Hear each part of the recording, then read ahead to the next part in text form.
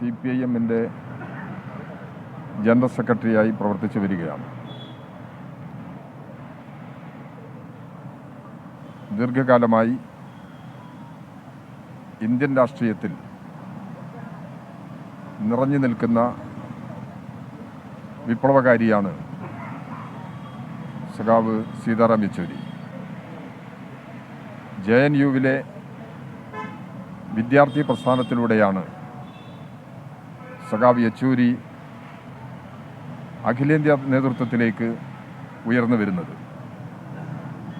സഖാക്കൾ EMS, AKG, Surjit, Jyoti Basu, ബസ്വ Pinnayya തുടങ്ങിയ നേതാക്കളോടൊപ്പം BTR ഉൾപ്പെടെ ഉള്ള നേതാക്കളോടൊപ്പം വിവിധ കാലയളവിൽ CPM-ൻ്റെ നേതൃത്വ പദവിയിൽ പ്രവർത്തിക്കാൻ സഖാവ് യെച്ചൂരിക്ക് കഴിഞ്ഞിട്ടുണ്ട്.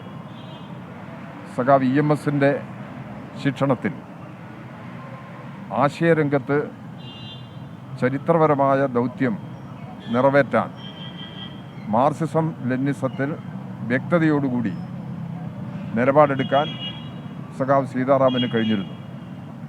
പലപ്പോഴും കേരളത്തിൽ പാർട്ടിയുടെ നിരവധി പരിപാടികളിൽ സീതാറാം യെച്ചൂരി പങ്കെടുത്തിട്ടുണ്ട്.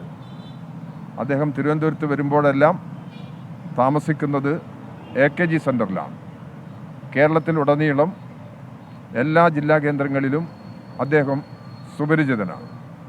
സന്ദർഭം കിട്ടുമ്പോഴെല്ലാം കേരളത്തിലെ പാർട്ടിയെ സഹായിക്കാനും കേരളത്തിൽ ഇടതുപക്ഷ ജനാധിപത്യ മുന്നണി ഗവൺമെൻറ്റിനെ മുന്നോട്ടുള്ള പ്രയാണത്തിൽ നിർണായക പങ്കുവഹിക്കാനും സഖാവ് യെച്ചൂരി ശ്രമിച്ചിട്ടുണ്ട്. ആകസ്മികമായ അദ്ദേഹത്തിൻ്റെ മരണം അങ്ങേയറ്റം ദുഃഖിപ്പിക്കുന്നതാണ്. അദ്ദേഹത്തിൻ്റെ ഭൗതിക ശരീരം എയിംസിന് വിട്ടുകൊടുക്കുന്ന നിലപാടാണ് സ്വീകരിക്കാൻ പോകുന്നത് എന്നുള്ളത് പാർട്ടി കേന്ദ്രത്തിൽ നിന്ന് സൂചിപ്പിച്ചു കഴിഞ്ഞിട്ടുണ്ട്. നാളെ കഴിഞ്ഞിട്ടേ ഭൗതിക ശരീരം മാറ്റം ചെയ്യുന്നതിന് വേണ്ടിയുള്ള നിലപാടുകളിലേക്ക് പോകാൻ കഴിയുള്ളൂ എന്നുള്ളതും ഡൽഹിയിൽ നിന്ന് അറിയിച്ചു കഴിഞ്ഞിട്ടുണ്ട്.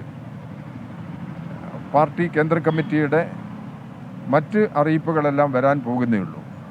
സഖാവ് യെച്ചൂരിയെ സന്ദർശിക്കുന്നതിന് പാർട്ടി സംസ്ഥാന സെക്രട്ടറി സഖാവ് MV ഗോവിന്ദ മാഷ് ഡൽഹിയിൽ ചെന്നിട്ടുണ്ട്.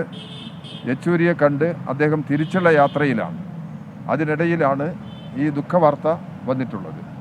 സഖാവ് യെച്ചൂരിയുടെ ഈ ആകസ്മിക നിര്യാണത്തിലുള്ള CPIM സംസ്ഥാന കമ്മിറ്റിയുടെ അഗാധമായ ദുഃഖവും അനുശോചനവും ഈ സന്ദർഭത്തിൽ രേഖപ്പെടുത്തുകയാണ്. LDF കൺവീനർ TP രാമകൃഷ്ണന്റെ പ്രതികരണമാണ് വന്നത്. രണ്ട് കാര്യങ്ങൾ ഇപ്പോൾ പാർട്ടി കേന്ദ്രത്തിൽ നിന്ന് സ്ഥിരീകരിച്ചിട്ടുണ്ട്. മറ്റന്നാളാണ് AKG ഭവനിൽ പൊതുദർശനത്തിന് വെക്കുക യെച്ചൂരിയുടെ ഭൗതിക ശരീരം. അതുപോലെ തന്നെ മൃതദേഹം എയിംസിന് പഠനാവശ്യങ്ങൾക്ക് വിട്ടു നൽകാനാണ് തീരുമാനം. അത് യെച്ചൂരിയുടെ തന്നെ തീരുമാനവുമാണ്.